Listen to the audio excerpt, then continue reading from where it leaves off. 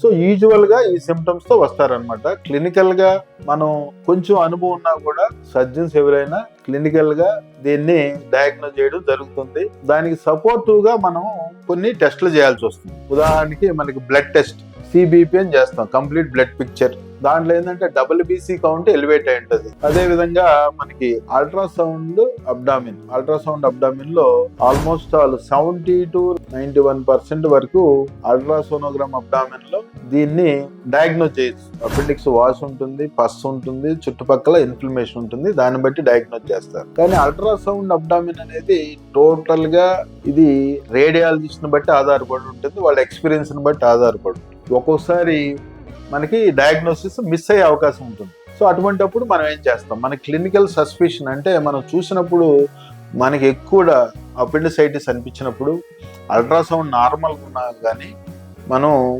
ఒక్కోసారి CT scan చేయాల్సి వస్తుంది. సో సిటీ స్కాన్ లో sensitivity and specificity almost all 99% 100% diagnose చేసే అవకాశం ఉంది. ఇక్కడ మనం యాజ్ అ సర్జన్ గా కూడా మనం సిటీ స్కాన్ చూసుకొని కన్ఫర్మ్ చేసుకోవచ్చు రేడియాలజిస్ట్ మీద ఆధారపడకుండా. సో అడ్వాంటేజ్ సిటీ స్కాన్ లో ఉంటుంది. And this is more definitely specific and sensitive comparing with ultrasound అనమాట.